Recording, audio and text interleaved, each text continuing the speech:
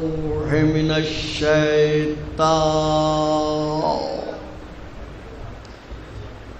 اللعين الرجيم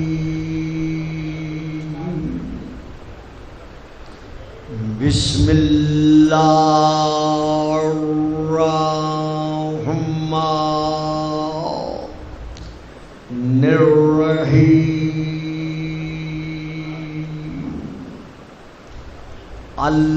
الحمد لله الذي جعل ليلة القدر خيرا من ألف شهر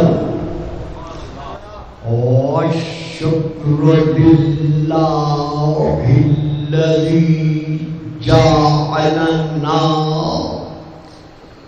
من أهل ليلة القدر والصلاة والسلام على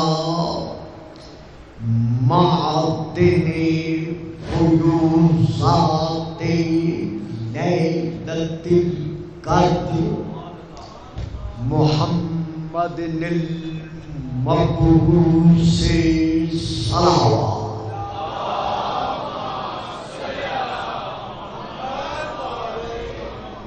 أما بعد فقد قال الله تبارك وتعالى الذي خالق ليلة القدر في كتاب القدر إني جاعلك للناس إماما.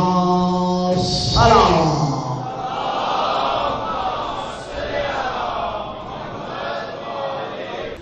صاحبان علم، صاحبان فہم و فراست، میں نے آپ کے سامنے سورہ نمبر 2 کی، سورہ البقرہ کی آیت نمبر 124 کی تلاوت کا شرف حاصل کیا ہے، جس کا آغاز کچھ اس طرح سے ہے: وَإِذِ ابْتَلَىٰ إِبْرَاهِيمَ رَبُّهُ بِكَلِمَاتٍ فَأَتَمَّهُنَّ قَالَ إِنِّي جَاعِلُكَ لِلنَّاسِ إِمَامًا قَالَ وَمِنْ ذُرِّيَّتِي قَالَ لَا يَنَالُ عَهْدِ الظَّالِمِينَ. صلوات.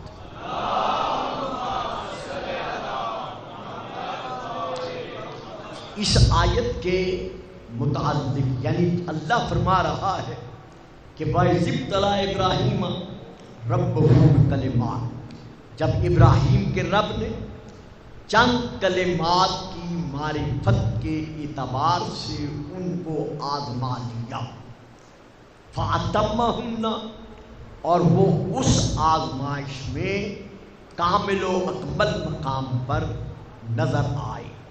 تو اب اللہ نے اعلان کرتے ہوئے ارشاد فرمایا: انی جاعلک للناس اماما. ابراہیم، جس طرح نبوت عطا کرنے والا میں ہوں، جس طرح منصب رسالت دینے والا میں ہوں، جس طرح تاج خلت میں نے ہی تمہیں عطا کیا، اسی طرح اب میں تمہیں لوگوں کا امام بنا رہا ہوں.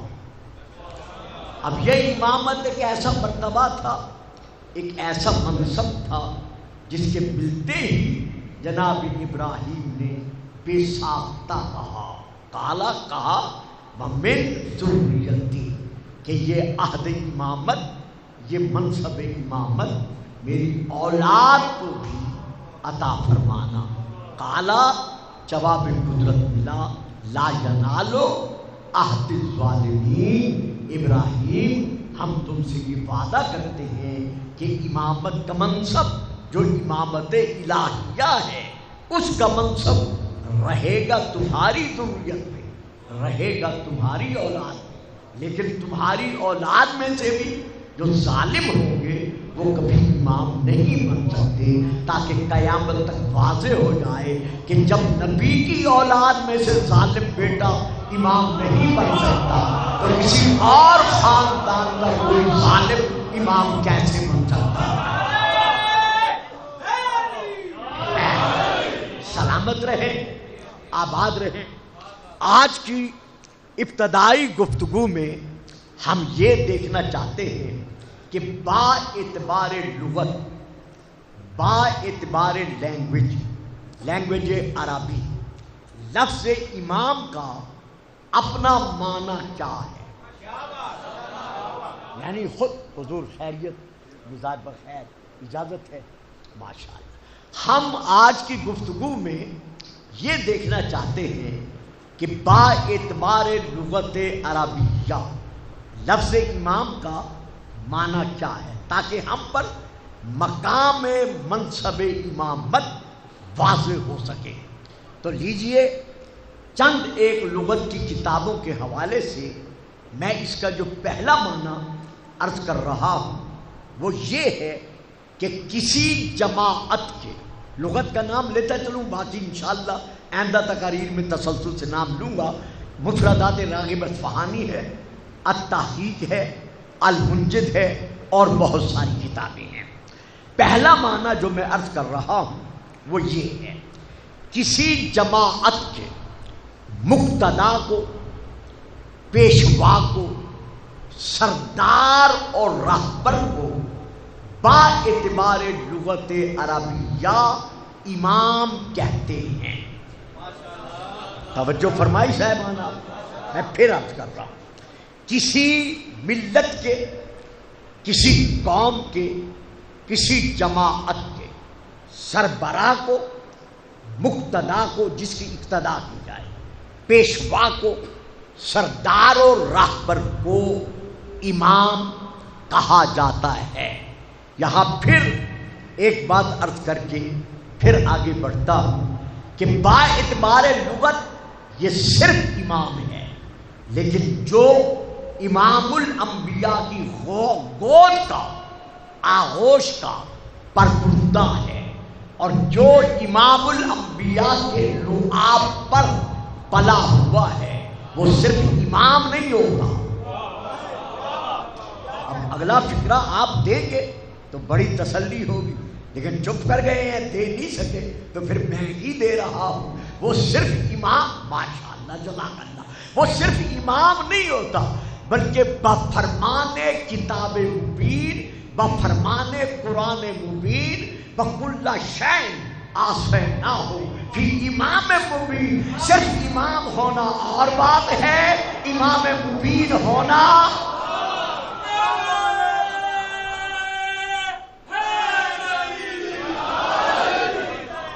بڑے بڑے تاریخی نام ہمیں تاریخ اسلام میں ملتے ہیں جو آپ کے صفحات ذہن پر نقش ہیں، جن کو دہرانے کی ضرورت نہیں ہے، کہ جب رسول پاک کی بارگاہ میں عرض کیا گیا کہ یا رسول اللہ کیا اس امام مبین سے مراد تورات ہے؟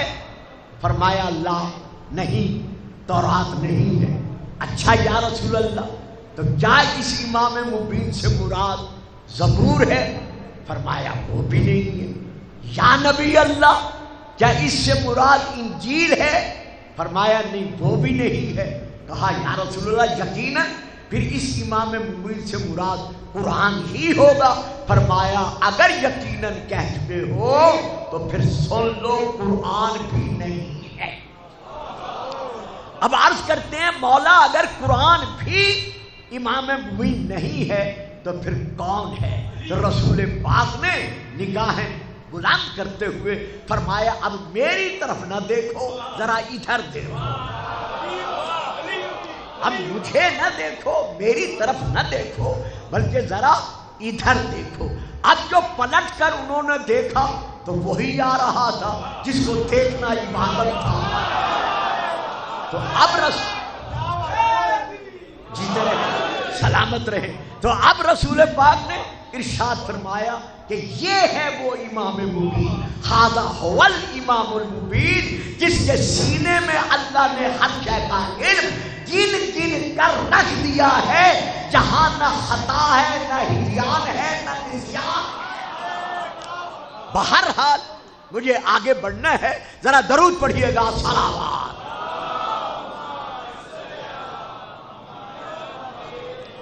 یہ ہے پہلا معنی۔ اب میں آپ کے سامنے با اعتبار لغت اس کا دوسرا معنی بیان کر رہا ہوں۔ پیش نماز کو بھی با اعتبار لغت امام مسجد کو، پیش نماز کو امام کہا جاتا ہے، یعنی جو بھی امام الجمعہ والجماعت ہے یا جو بھی پیش نماز ہے اسے امام کہا جاتا ہے۔ کیوں کہا جاتا ہے؟ اب یہ تو علماء ہی بتا سکتے ہیں۔ صرف اس لیے کہا جاتا ہے کہ جتنے نمازی نیت کر کے کہ 2 رکعت یا 4 رکعت نماز پڑھتا ہوں پیچھے اس پیش نماز کے، جب وہ کھڑے ہو جاتے ہیں تو اب کوئی نمازی اس وقت تک رکوع میں نہیں جا سکتا جب تک وہ پیش نماز رکوع میں نہ جائے۔ یعنی چونکہ نمازی اس کی ابتدا میں رہتے ہیں اور اس کی اتباع میں رہتے ہوئے نماز ادا کرتے ہیں، جب تک وہ قیام میں ہے یہ قیام میں رہیں گے، جب تک وہ رکوع میں ہے یہ رکوع میں رہیں گے، جب تک وہ سجدہ میں ہے یہ سجدہ میں رہیں گے۔ اگر اس نے ایک مرتبہ سبحان ربی الاعلیٰ پڑھا ہے تو انہیں سجدہ میں رہنا پڑے گا، اگر 3 مرتبہ پڑھ دیا ہے تو پھر بھی رہنا پڑے گا، اگر 7 مرتبہ پڑھ دیا ہے پھر بھی رہنا پڑے گا۔ چلو آپ چپ کر گئے ہیں تو میں فکر اور آگے بڑھا دوں، اگر 70 مرتبہ پڑھ دیا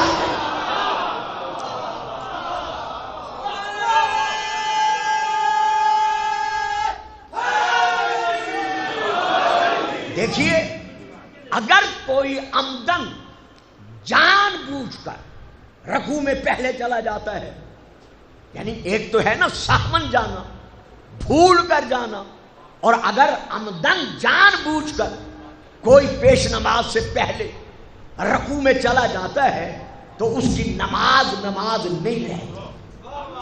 اب کون کون گیا ہے یہ تاریخ سے پوچھو، تاریخ بتا رہی ہے، بخاری شریف میں بھی ہے، باقی کتابوں میں بھی ہے، ان کے نام نہیں ہے لہذا میں نام نہیں لے سکتا، لیکن کچھ گئے ہیں۔ کیوں گئے ہیں؟ اب وہاں یہ بھی تشریح نہیں ہے کہ کیوں پہلے رکوع میں چلے گئے۔ رسول نماز پڑھا رہے ہیں، مسجد نبوی ہے، پیچھے نمازی نماز پڑھ رہے ہیں، ان میں سے کچھ ایک جلدی سے رکوع میں چلے گئے۔ اب کیوں چلے گئے یہ وہاں درج نہیں ہے، لہذا میں بھی نہیں پڑھ سکتا۔ ہاں قیاس کر سکتا ہوں، شاید یہ سوچ کر چلے گئے ہوں گے کہ نیکی میں جلدی کرنی چاہیے۔ اچھا، یا کسی نے یہ سوچ لیا ہوگا کہ رسول کا رخ تو ہے کعبے کی طرف، رسول تو دیکھ رہے ہیں قبلہ رخ، ہم ہیں رسول کے پیچھے، رسول کو کیا خبر کہ آیا ہم پہلے رکوع میں چلے گئے ہیں یا رکوع کے ساتھ چلے گئے ہیں۔ شاید انہوں نے یہ آزمانا ہو کہ جیسے ہم بے خبر ہیں رسول بھی بے خبر ہے یا نہیں ہے، تو وہ رکوع میں بہرحال جو کچھ بھی ہے وہ رکوع میں پہلے چلے گئے۔ رسول سلام ادا کر چکے، سلام ادا کرنے کے بعد آپ نے اب رخ پھیر کر تمام جماعت کی طرف دیکھا اور دیکھ کر فرماتے ہیں، اے میرے صحابیوں لا تسبقونی فی الرکوع، خبردار مجھ سے پہلے رکوع میں مت جایا کرو۔ فواللہ ما یخفی علی رکوعکم ولا خشوعکم، رب اکبر کی قسم مجھ محمد پر نہ تمہارا رکوع چھپا ہوا ہے اور نہ تمہارا خشوع پوشیدہ ہے۔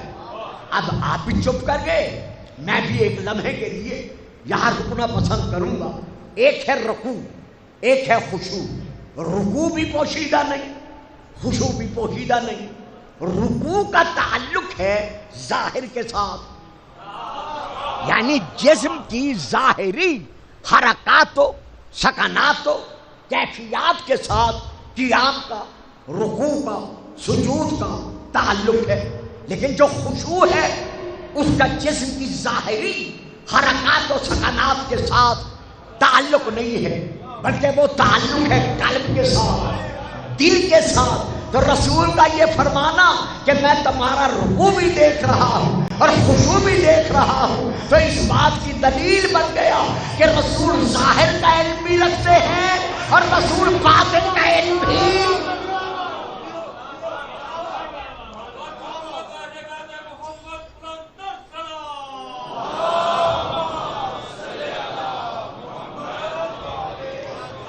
صرف انہی کا علم نہیں رکھتے جو رسول کی پشت کے پیچھے بیٹھے ہوئے تھے۔ پر بیٹا محترم مکرم، ذرا میری طبیعت کا بھی احساس کرے اور مجلس کے آداب کا بھی خیال کرے۔ درود پڑھے صلوات۔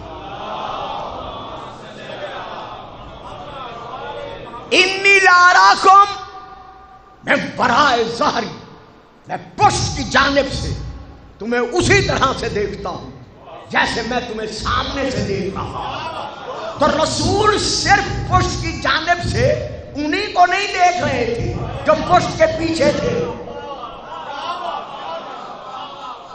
بیٹا ذرا بات کھل نہیں رہی نا، اب میں آج چاہتا ہوں ذرا میں اشاروں سے گزروں تاکہ دیکھوں آپ میرا کتنا ساتھ دے سکتے ہیں۔ رسول صرف ان کو نہیں دیکھ رہے تھے جو رسول کی پشت کے پیچھے بیٹھے ہوئے تھے، رسول ان پشت کے پیچھے بیٹھنے والوں کی قیامت تک آنے والی پشتوں کو دیکھ رہے ہیں۔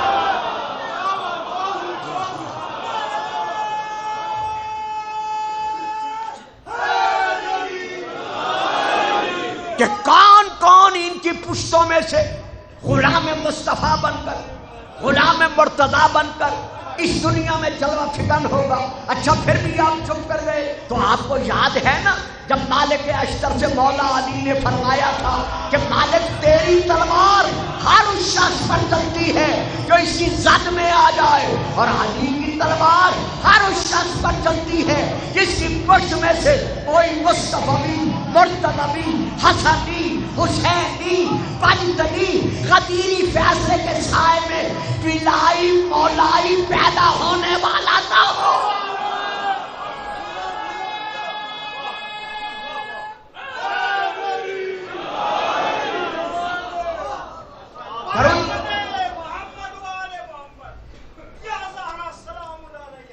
آؤ بیٹا، خیر ہے، ٹھیک ٹھاک ہو؟ آؤ بچوں آئے۔ ہاں یہ ہیں دو معنی۔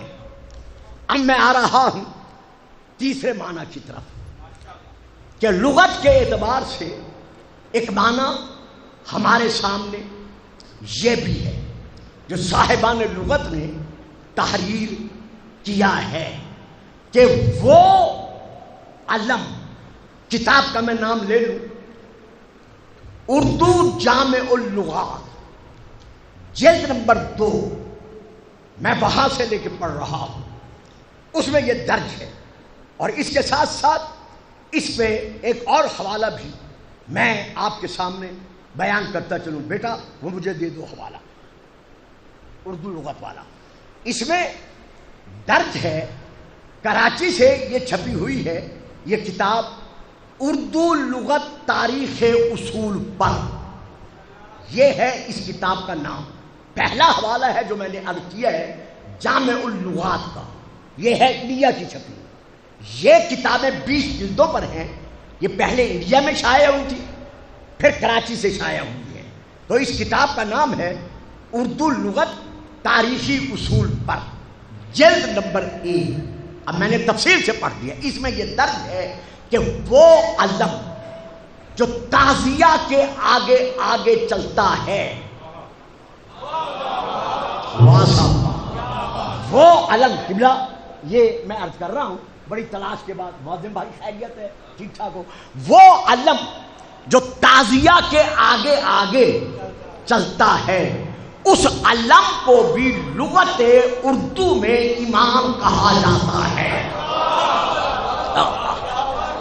یعنی وہ علم جو ہے وہ بھی امام ہے جو تعزیے کے آگے چونکہ علم ہے آگے آگے، تعزیہ ہے پیچھے پیچھے، جس پہلو پر، جس رخ پر علم چلے گا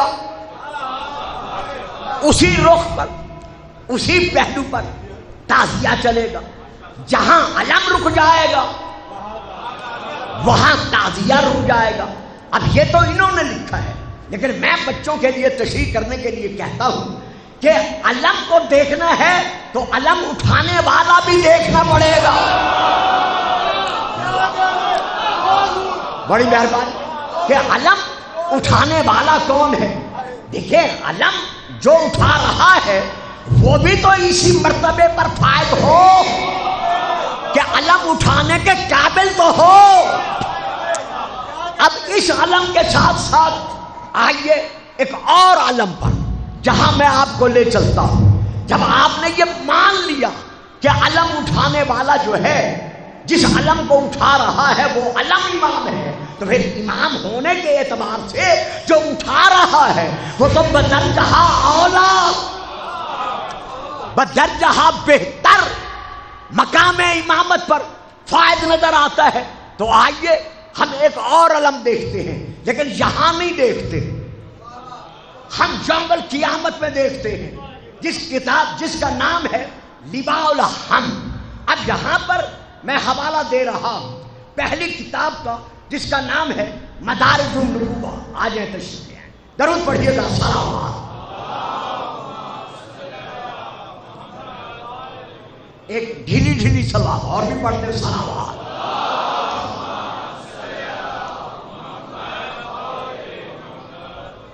کتاب کا نام ہے مدارج النبوہ, حضرت علامہ شیخ عبد الحق محدث دہلوی کی. میں وہاں سے اصل فارسی میں ہے, اردو میں اس کا ترجمہ شائع ہو چکا ہے. جو اردو میں ترجمہ ہے وہ ہے جلد نمبر 1 صفحہ نمبر ہے 263. وہاں سے میں لے کے پڑھ رہا ہوں. رسول پاک فرما رہے ہیں انا سید ولد آدم یوم القیامت, قیامت کے دن اگر کوئی تمام اولاد آدم کا سید و سردار ہے تو وہ کوئی غیر نہیں ہے, وہ کوئی اور نہیں ہے, بلکہ وہ تمہارا نبی یہی محمد رسول اللہ ہے. وَأَنَا أَكْرَمُ الْأَوَّلِينَ وَالْآخِرِينَ. جو مجھ سے پہلے گزر گئے ہیں ان کی بھی فضیلت کا تاج میرے سر پر ہے, اور جو میرے بعد قیامت تک گزرتے رہیں گے ان کی فضیلت کا تعلق بھی میرے قدموں سے ہے. اگر مجھ سے نسبت ہے تو فضیلت ہے, اگر مجھ سے نسبت نہیں ہے تو فضیلت کا تصور بھی نہیں ہے. انا سید ولد آدم, میں تمام اولاد آدم کا سید و سردار ہوں. وانا اکرم الاولین والآخرین, اور میں تمام کرامتوں کا تاج جو گزر چکے ہیں یا گزرتے رہیں گے اس کا وارث ہوں. پھر فرماتے ہیں بے جدی لواء الحمد, قیامت کے دن میرے ہاتھ میں لواء الحمد ہوگا یوم القیامہ, قیامت کے دن. اور وہ جو میرے ہاتھ میں لواء الحمد ہوگا ولا فخری, میں فخر نہیں کرتا لیکن کہتا ضرور ہوں وما من نبی آدم ومن سواہ وہو تحت لوائی. آدم سے لے کر عیسیٰ تک جو نبی ہے وہ اسی علم کے سائے میں ہوگا. یہاں تک میں آپ کو لے آیا. اب ایک معنی اور بیان کر رہا ہوں کہ لفظ امام کا با اعتبار لغت جہاں اور معانی ہیں ان معانی میں سے ایک معنی یہ بھی ہے کہ ہر وہ شخص جو کسی فن میں یا علم کے کسی صنف میں حق کے کمال رکھتا ہے اسے بھی کہا جاتا ہے امام. جیسے امام راغب اصفہانی جن کی مفردات راغب اصفہانی ہے, یا جیسے امام غزالی, یا جیسے امام جلال الدین سیوطی, یا جیسے امام فخر الدین رازی. اب جیسے جیسے کو ذہن میں لیتے جائیں, چہرے میرے جانے پہچانے ہیں, میں چپ کر گیا آپ بھی چپ کر گئے.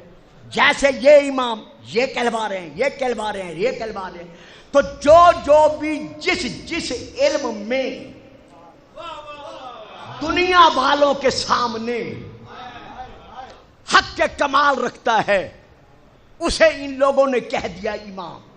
لیکن پھر ماننا پڑے گا کہ جو ہم جسے کہہ رہے ہیں امام، یہ جس علم کے اعتبار سے جس پہلو میں حد کمال تک ہے، اب وہ کمال ان کے نزدیک کمال ہے،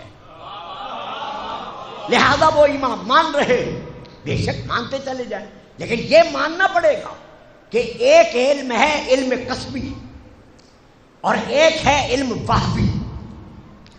کسبی جہاں بھی تمہیں پہنچا دے، آیت تمہارا چہرہ دکھاتی رہے گی کہ اخرجکم من بطون امہاتکم لا تعلمون شیئا، کہ جب ہم نے تمہیں تمہاری ماؤں کے ظرفوں سے ظاہر کیا تو تم بالکل ان پڑھ تھے، لا علم تھے، تمہیں کسی شے کا علم نہیں تھا۔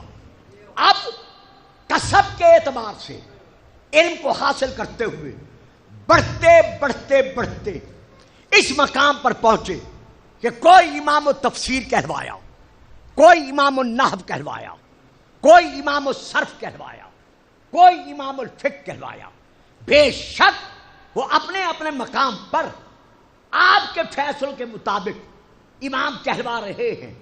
ہم کسی کے لیے کچھ کہنا نہیں چاہتے، لیکن اتنا ضرور کہیں گے کہ جب ہم تاریخ میں دیکھتے ہیں تو یہ ثابت ہوتا ہے کہ ان میں سے ہر ایک کا علم کسبی ہے، وہبی نہیں۔ ان میں سے ہر ایک کا علم حصولی ہے، حضوری نہیں۔ اچھا، پھر اب اور آسان کر دیتا ہوں، آپ ذرا ان کو دیکھ لیجئے۔ حضرت امام ابو حنیفہ رحمت اللہ علیہ فقہی طور پر انہیں جس منزل پر مانا جائے ہم اعتراض نہیں کر سکتے، جو مان رہے ہیں بجا ہے، نہ اپنا عقیدہ چھوڑو نہ کسی کے عقیدے کو چھیڑو، یہ ہے امن کا پیغام۔ لیکن یہ تو کہنا پڑتا ہے کہ حضرت امام ابو حنیفہ نے 6 استادوں کے مکتب فکر میں بیٹھ کر علم حاصل کیا۔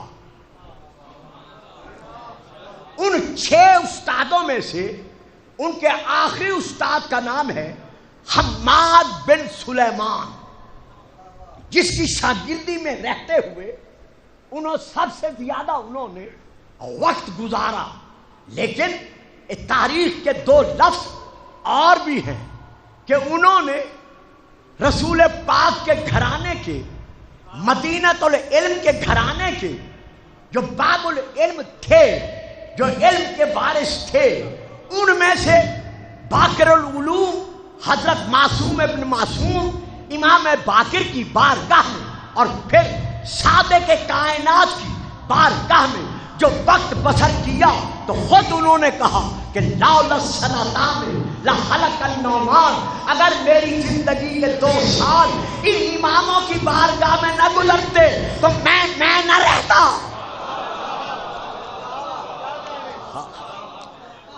کیسے تاریخ اپنے آپ کو دہرا رہی ہے۔ آج یہ فرما رہے ہیں کہ اگر میں علی کے ان بیٹوں کی بارگاہ میں 2 سال بسر نہ کرتا تو میں نہ رہتا۔ اور آج سے بہت عرصہ پہلے ایک تاریخی شخصیت نے بھی کہہ دیا تھا کہ اگر علی نہ ہوتا،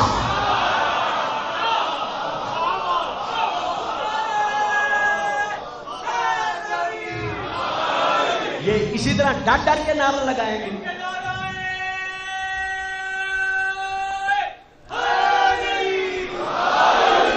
بہرحال ان کے آخری استاد کا نام ہے حماد بن سلیمان۔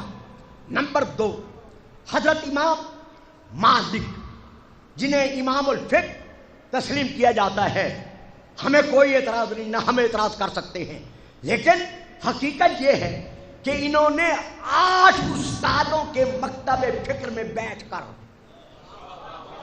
علم حاصل کیا، اور 8ویں استاد کا نام ہے ربیعۃ الرائی۔ ربیعۃ الرائی شاگرد ہیں حضرت اکرمہ کے، حضرت اکرمہ شاگرد ہیں جناب محمد حنفیہ کے۔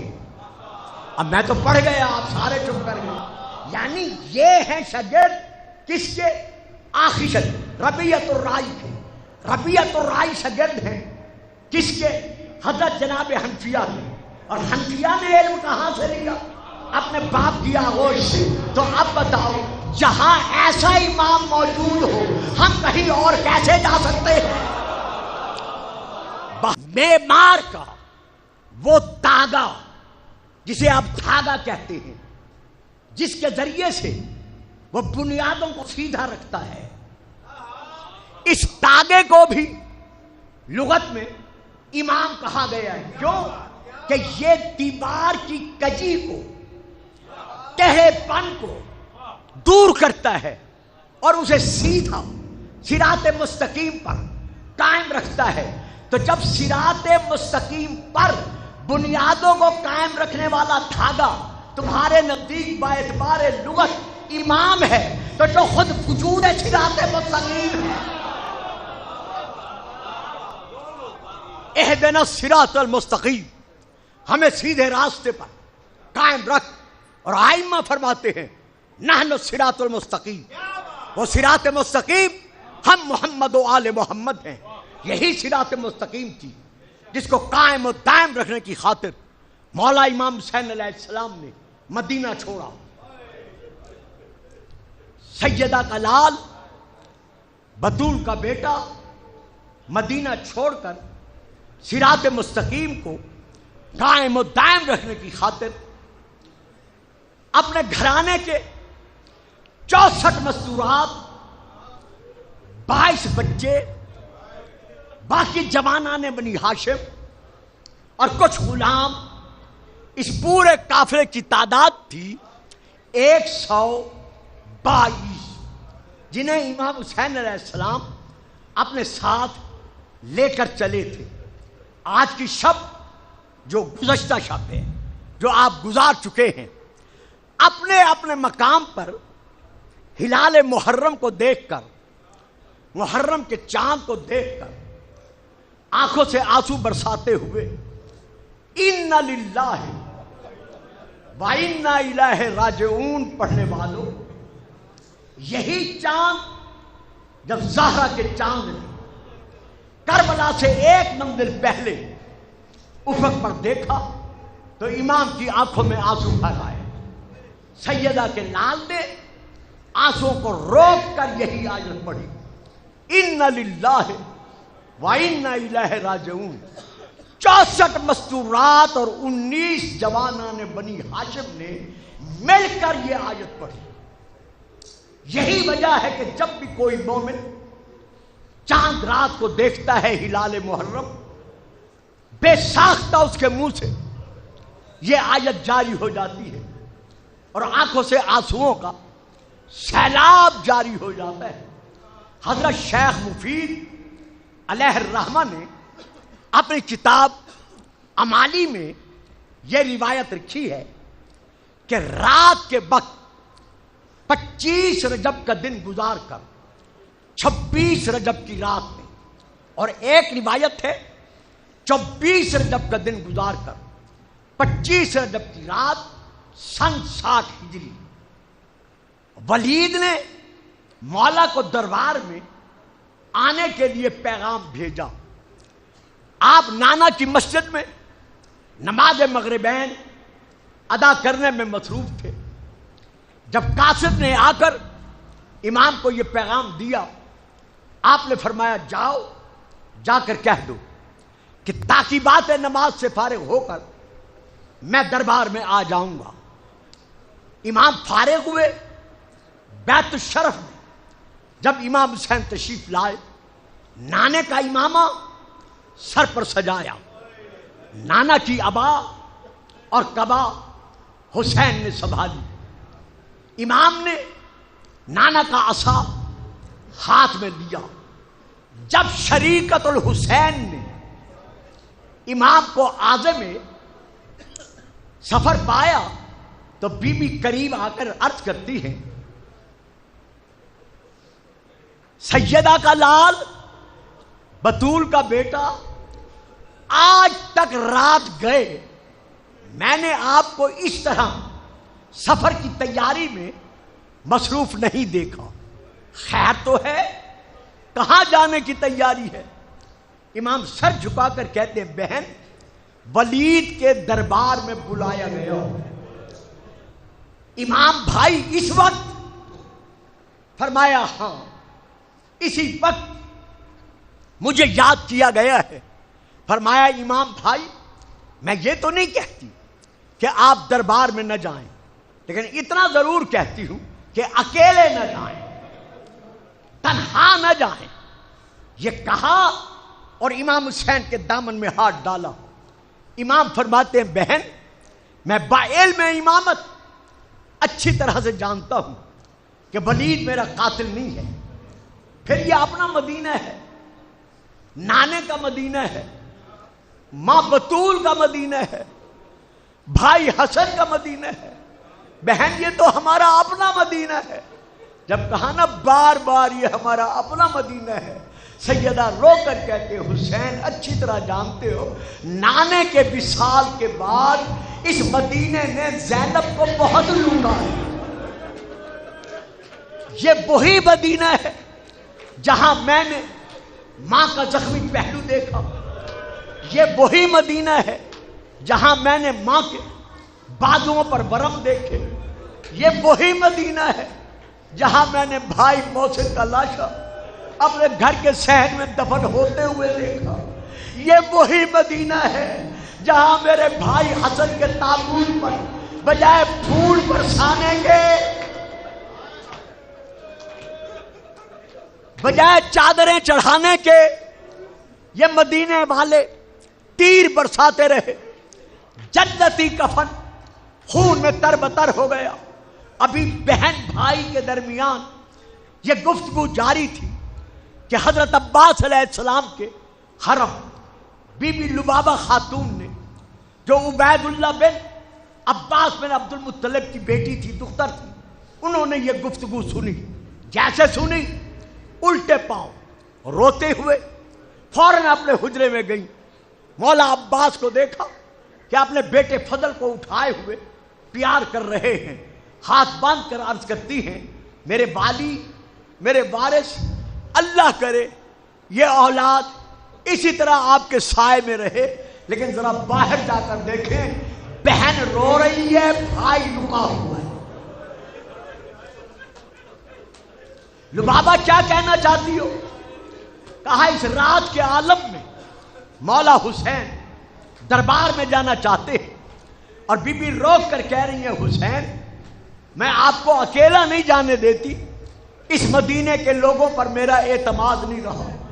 سننا تھا، مولا عباس نے نالین نہیں سمجھی، جلدی سے نکلے کہ عباس کی موجودگی میں کس کی جرت ہے کہ حسین کو رات کے وقت بلائے۔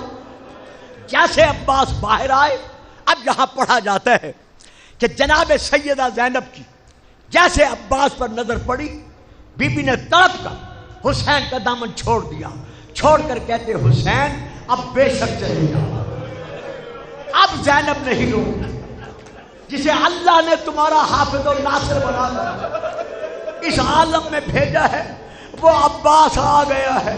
میں ہاتھ باندھ کر کہتا ہوں بی بی آج تو عباس کو دیکھ کر آپ کو یقین ہو گیا کہ کوئی حسین کا بال بیگا نہیں کر سکتا، لیکن ہائے کربلا۔ عباس آگے بڑھے،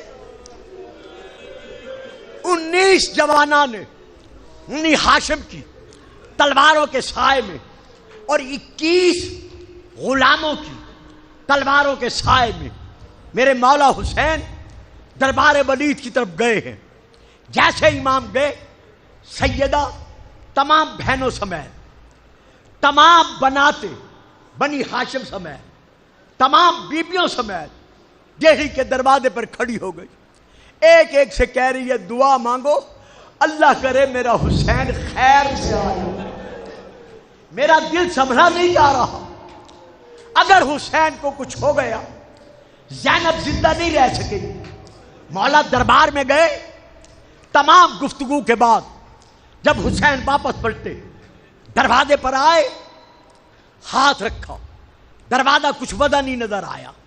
امام نے آواز دی، اندر سے دروازہ کھلا، اب جو امام نے دیکھا رسول کی نواسیاں، علی و بطول کی بیٹیاں، خاندان بنی ہاشم کی شہزادیاں ساری کی ساری دروازے پر کھڑی ہوئی، بہن کے پاؤں پر نظر پڑی، امام دیکھ کر کہتے ہیں بہن کب سے کھڑی ہو؟ جب تمہارے پاؤں پر برم آ گئے۔ کہا بھائی جب سے دربار میں گئے ہو زینب انتظار کر رہی ہے۔ جب بی بی نے کہا نا جب سے دربار میں گئے ہو زینب آپ کا انتظار کر رہی ہے، مولا جھکے بہن کے سر کا بوسہ لیا، تڑپ کر سیدہ زینب نے کہا امام بھائی یہ تو بتاؤ دربار میں کیا بیتی، کیا گفتگو ہوئی، کیوں آپ کو بلایا گیا تھا؟ بس امام نے ایک جواب دیا، بہن کا سر چوما، آنکھوں سے آنسو برسے، اور جواب دینے کی بجائے امام نے یہی جواب دیا اِنَّ لِلَّهِ وَإِنَّ إِلَيْهِ رَاجِعُونَ۔ بہن جو عالم زر میں نے اسلام بچانے کے لیے قربانیاں دینے کا وعدہ کیا تھا وہ وقت آ گیا، تمہارے درباروں اور بازاروں میں جانے کا اور وقت آ گیا۔ بس میں ہاتھ باندھ کر آخر میں یہی کہتا ہوں کہ آج تو حسین کے جانے کے بعد بی بی دروازے پر کھڑے ہو کر حسین کی واپسی کا انتظار، بی بی دروازے پر کھڑے ہو کر حسین کی واپسی کا انتظار کر رہی تھی۔ زہرا کا لال واپس آ گیا، لیکن ہائے کربلا جب خون میں ڈوبا ہوا حسین آخری سلام کر کے جب مقتل میں گیا تھا اس وقت بھی تمام بیویاں خیمے کے دروازے پر جمع تھی، لیکن ہائے وہ وقت قیامت جب شمر نے مولا کی زلفوں میں ہاتھ ڈال کر حسین کا سر ہوا میں اچھالا اور پھر نیزے کی نوک پر بلند کیا، زمین کربلا میں زلزلہ آیا، سیاہ آندھی چلی، ہر طرف ڈھولوں کی آواز گونجنے لگی، شہنائیوں کی آواز کانوں پر پڑنے لگی، اندھیری چھا گئی۔ اس وقت سیدہ زینب تڑپ کر سجاد کے سرانے آئیں، آ کر کہا سجاد سجاد ذرا آنکھیں کھول، قیامت تو نہیں آنے والی۔ تڑپ کر کہا پھوپھی اماں خیر تو ہے؟ کہا تمہارے بابا گئے تھے، ہر طرف سے تکبیر کی آوازیں جاری ہیں، ڈھول بج رہے ہیں، شہنائیوں کی گونج ہے، زمین لرز رہی ہے، بس آخری فکرہ۔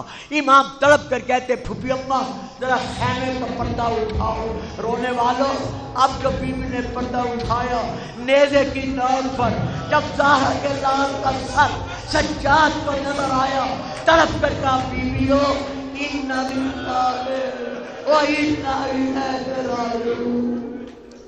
أَلَا لَعْنَةُ اللَّهِ عَلَى الْقَوْمِ الظَّالِمِينَ۔